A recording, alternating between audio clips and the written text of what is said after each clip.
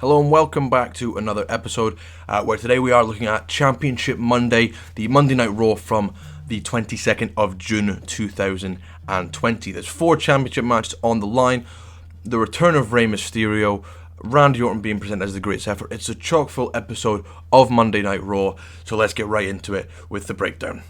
We start off with WWE Champion Drew McIntyre making his way out to the ring and cutting a promo on how he's looking now to the future. While he's doing this, he is interrupted by Dolph Ziggler. Now, why is Dolph Ziggler on Raw? I'm sure he was on Smackdown.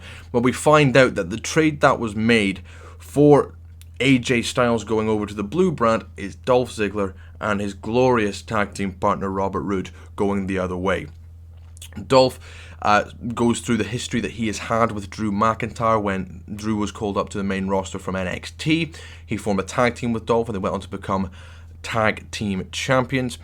They had a bit of a messy splitting up there afterwards, but Dolph seems to credit that Drew's meteoric rise to the top is because of him.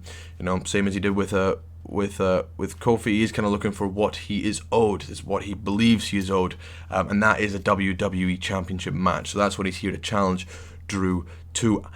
Drew, of course, being the fighting champion that he is, accepts the challenge, and we have our first title match set for Extreme Rules, which is for the WWE Championship, Drew McIntyre versus Dolph Ziggler. Now, I hope they add some kind of stipulation to that because it is Extreme Rules, so you should have a gimmick in pretty much every single match like there used to be.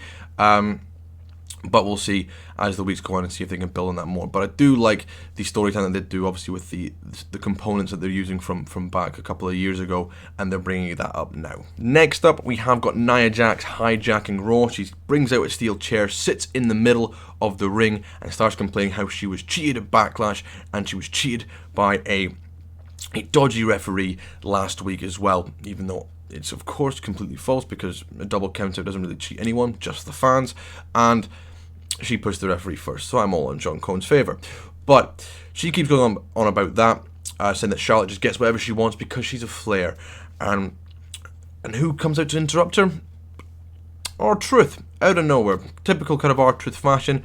He's coming out thinking that he had a title defence for his 24/7, 7-Eleven European TV Championship.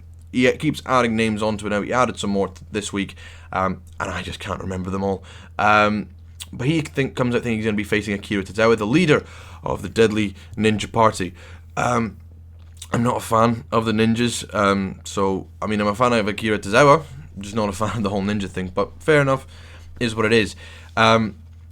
Basically, we have got R-Truth mistakenly thinking that because Akira Tozawa is a ninja, he's now disguised himself as Nia Jax. Nia gets frustrated at this, and then the real Akira Tozawa pops up behind the commentary desk, where R-Truth then panics that there's 2 Tozawas before he gets chased away by the ninjas. You know, ninjas. After this, Charlotte Flair does come out, and she then runs down all of her great accomplishments, how she ended Asuka's, 914-day winning streak, and how she pinned Asuka twice in the last month, something that Nia couldn't do, and she was like, yeah, it was my dad that did that kind of stuff, even though it definitely wasn't. It was Charlotte herself, and that now Ric Flair is known as Charlotte Flair's dad, rather than her being known as Ric Flair's daughter, which I think is almost accurate there. I think they're kind of on a similar playing field at the moment. But Charlotte, always a great talker.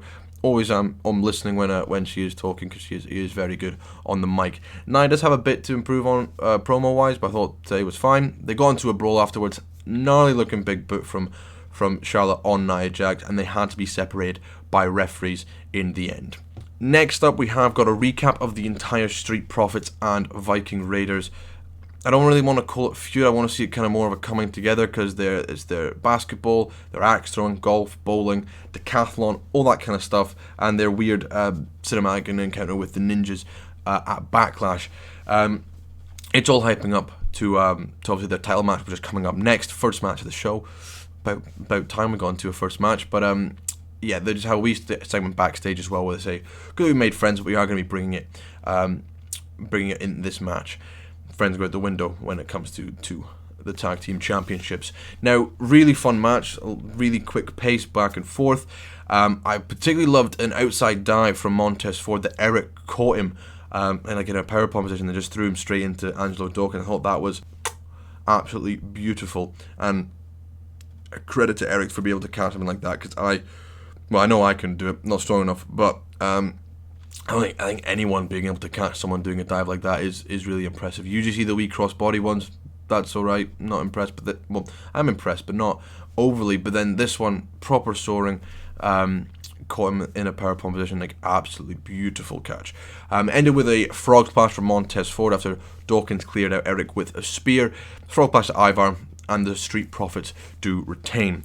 While they're celebrating in the ring, however, they get attacked by Zelina's naughty boys, Angel Garza and Andrade, and they're making their intentions clear. They are working together now, and they're coming after the Raw Tag Team Championships. Very excited to see the kind of match that they can put on, and I think it will be a feud that's going to be really good going forward. And I kind of hope to see Andrade and Angel Garza get the win in this one. I think Profits are always entertaining. They're loud and they exude positivity. But I think we might need a change of pace coming up soon. So I think Garza and Andrade could definitely deliver on that. Next up we have Seth Rollins saying he's going to address the Mysterios to his two disciples, Buddy and Austin Theory. I'm just waiting for them to cut one of his names, but I don't know which one they'll end up going with. They'll probably just be called Theory in the end. But with it there, he addresses the Mysterios, preparing for Ray's return later on in the evening. Again, Seth, always good promo, doing his biblical stuff, biblical nonsense, but again, you just make him, like, it just makes you want him to get off your screen, and not in like the bad way. You're just like, oh, I really want someone to kick your arse, basically. So again, very strong from Seth Rollins there. Next up, we did have Zelina Vega's boys confirming what I already thought. They are looking to capture the Raw Tag Team Championships. They want to unify, stop the bickering that they're going with, and they're going to be challenging for those Raw Tag Team titles. So again, just confirming what they were planting the seeds for earlier on in the show. Next up, we do have Asuka versus Charlotte Flair for the Raw Women's Championship. So our second title match of the evening. Now, in the earlier brawl with Nia Jax, Charlotte did seem to hurt her arm. I think it might have been her right arm or right shoulder. And that was all taped up going into the match. And had a good match, back and forth. A lot of near falls, and you kind of think, I hope they don't, because you'd think in the back of your head they might put the belt on Charlotte again, but no, it wasn't to be. Asuka was able to beat Charlotte and actually make her submit, so that means she's now tapped out every single member of the WWE 4 Horsemen. Very, very impressive feat.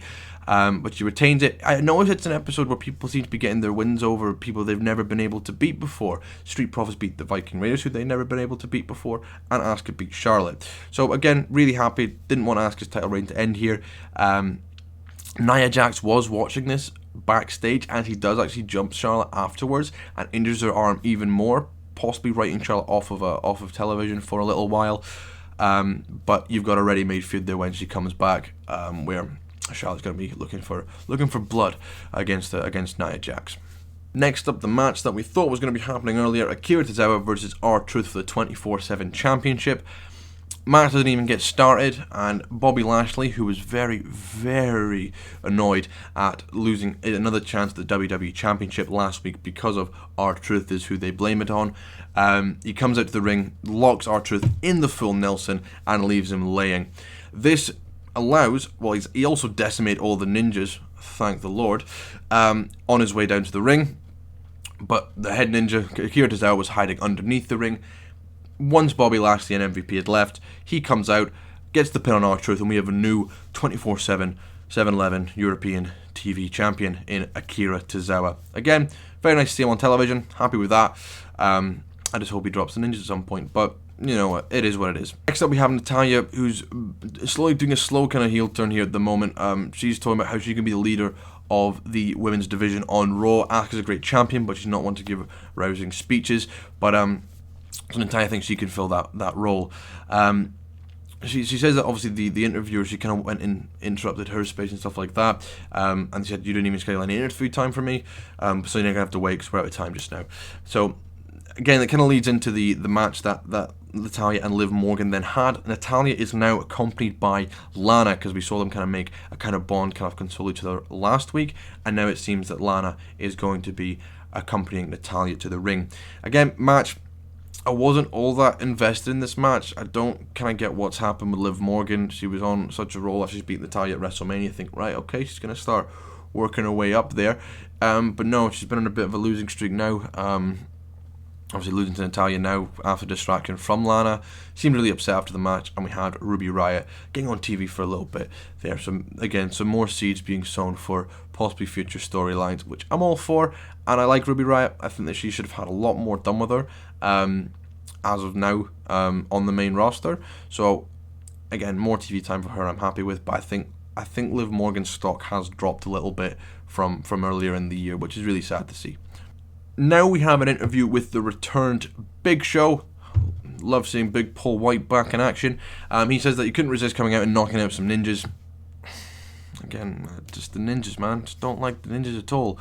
But he's here on Raw again to address what Randy Orton has been doing to his friends the past few weeks. And now he's an angry and upset giant, and obviously you don't want to be getting in the way of his right hand. He made a joke about that in that promo as well, to do with the ninjas and the Street Profits and the Viking race. We couldn't resist, and a typical dad joke, which I'm pretty sure is just a reference for you to go watch the Big Show on Netflix. But you know, typical dad joke, that one. But yes, he's not in a good mood, and he's here to address Randy Orton and Ric Flair. And next up, we do have that segment with Randy Orton and Ric Flair, where Ric Flair is here to present Randy Orton as the best wrestler ever, like the best one to ever perform in the WWE. Randy Orton is doing some of his best work here. Obviously, he's just cutting such good promos, and it's really good to see him as the Legend Killer again. Even though he is a bit of a legend already, it's really good seeing him back in this groove and doing what he does best. He gets interrupted by the Big Show again. Big Show not happy what happened to Edge and Christian, who were his friends, and he's not going to let anything more like that happen. He wants to take out on Randy Orton. This then means that Randy Orton fires back probably the best things I've ever said. He's like, Big Show, I respect you. We were together all the way through the early 2000s, and you're definitely a future Hall of Famer, and some might even consider you a legend, which is basically signifying that Big Show is next on Randy Orton's list. So we might see it at Extreme Rules, but I expect Big Show to be the next recipient of the punt kick to the dome. So I think I'm not overly excited for it, because I mean, Randy Orton versus Big Show, I just keep seeing flashbacks of Survivor Series 2013. But you know, given Randy Orton's new vigoration and character now, obviously being back in the Legend Killer kind of mindset, I am kind of looking forward to seeing what they can do with this. And I hope it's, again, Extreme Rules should have a gimmick match and everything, so maybe an Extreme Rules match or something along those lines would be really great to see. Next up, we have the title match between Bayley and Sasha. Bayley Dose Straps and Sasha Banks versus the Iconics. Really strong match. I mean, again, the result really was never in question in my mind, and I probably would have liked this match to go on a little bit longer. It was a fine match for TV. Sasha Banks was kind of the standout here, obviously getting the the first opening of it, where Billie Kay just smacked Sasha Banks with a big boot and got an early 2 count, really was like kind of makes you do a double take, like, did that really just happen there? But other than that, it was fine, back and forth. Everyone had their moments to shine. Ended up with Banks locking the Banks statement on Peyton Royce after reversing a double team move, taking out Billie Kay with that reversal, and then locking the Bank statement and getting the submission victory. But what was most interesting was what happened after this match. Bayley saying that we were great and we're the best, that kind of stuff there. And Sasha Banks beautifully says that she's jealous of Bayley being Bayley Dose Straps, and she wants some of that for herself. So she was challenging for a title. She wanted a title match, just teasing Bayley versus Sasha so well. And then she makes the announcement that she wants to challenge Asuka for the Raw Women's Championship. Again, I saw people getting annoyed at this. Well, they were fine with this, but they weren't happy with Charlotte going to NXT. Personally, I was fine with Charlotte going to NXT. I thought it was interesting. because I didn't think Charlotte v Bayley or Charlotte v Becky was that interesting. So I think her going to NXT at Mania time made sense. This again, it makes sense if it builds the story even more. I mean, you could even have Bayley possibly cost Sasha the match, just making that a little bit more annoyance there. But I don't know how long they want this to go on for. I hope it's as long as they possibly can. But yes, I think that Sasha versus Asuka will be fantastic. Asuka did come out and accept the challenge, and then got double teamed by Bayley and Sasha. Ended up with Banks locking the Banks team in there again, and leaving Asuka laying in the ring. Sasha then called back to another moment where Asuka posted a photo on Twitter of Sasha seemingly in tears, saying it was like pretty like a cherry blossom, or beautiful like a cherry blossom. And Sasha then quoted the exact same thing as the Banks team was locked in on last night's episode of Raw. So absolutely beautiful stuff here. So I'm really excited to see Sasha versus Asuka for the Raw Women's Championship at Extreme Rules. Next up, we do have Bobby Lashley explaining why he attacked R-Truth because of that, but basically in his words, not mine. He said that clown is the reason that I'm not WWE Champion right now. This leads in to MVP saying how he wants to appoint Apollo. Well, he wants to become the manager of Apollo Crews, and this leads us straight into the VIP lounge with Apollo Crews as the guest. MVP makes some really good points, saying that obviously you've been champion for 3 weeks. I was US champion for 341 or 43 days. One of those historic reigns in history, and you're not going to get there without my help. You blew out your knee unnecessarily, and such like that. And so you can always take the points from MVP. Sounds like a good argument, really does, but Apollo Crews stands firm and says no. This brings out Shelton Benjamin, because they do have a match coming up right after the VIP lounge. And basically MVP gives him his first little bit of advice for free, where he says, Apollo, just want to let you know something, and Shelton blasts him from behind. And he just finishes, never get yourself in a 2-on-1 situation where you can get blindsided. That gem's for free, the next one's going to cost you. Apollo still managed to overcome the odds, obviously being tagged before the match, and manages to beat Shelton Benjamin in a nice, serviceable match. But it's really what happened after is the main point of this one. Basically, MVP is applauding Apollo on the ramp. Obviously, he's still trying to look like he's trying to get him into his services. Goes to raise Apollo's hand. Apollo jerks away and is talking with MVP in a heated altercation. And while he's distracted, Bobby Lashley comes up behind him, locks in the full Nelson, and just decimates him. Basically, just leaves Apollo laying on the ground. Now, at this point, I had some issues. So basically, when Apollo was left laying, it looked like on my television or the repeat that I was watching of Raw, it was coming to an end. Only had like 45 seconds left. So don't know exactly what happened, but it seemed to have skipped pretty much all of the final segment with we got to see Dominic and Ray having a wee chat, seeing that they're going to show Seth Rollins exactly what the Mysterios are all about. And then it kind of just jumped to me to what the final shot was, which was Dominic and Ray, Aleister Black, and Humberto Carrillo. So obviously they have kind of recruited some help to help fight off Seth and his disciples. Again, interested to see where that can go. Always good to see Aleister Black and Humberto Carrillo getting some more time on it. But this could lead to a really interesting thing. But I have the idea that Dominic might turn on his dad, which could be really interesting. Because I don't think we've really had many. I don't think we've had any kind of father versus son matches in WWE anyway. I know we've had them tagging when Dusty and Dustin Rhodes. I'm pretty sure they did it at some point. Might have been in WCW though. But I don't think we've ever had a son versus father match in WWE. So that could be a first time ever thing. I could be wrong. Prove me wrong if you know better. But yeah, that sounds like a really interesting way for it to go. Anyway, that wraps up my breakdown of the 22nd of June's episode of Raw. Hope you've all enjoyed it. If you disagree with me on anything or agree with me, let me know in the comments. Leave a like if you can, and if you like what I'm doing, please subscribe to the channel. I'll be back again on Thursday after NXT, and I'll either be posting Smackdown on Saturday or Monday. I might do some extra editing work over the weekend just to try and become a bit better at it. But I will be back later on this week. So stay safe at home, and signing off.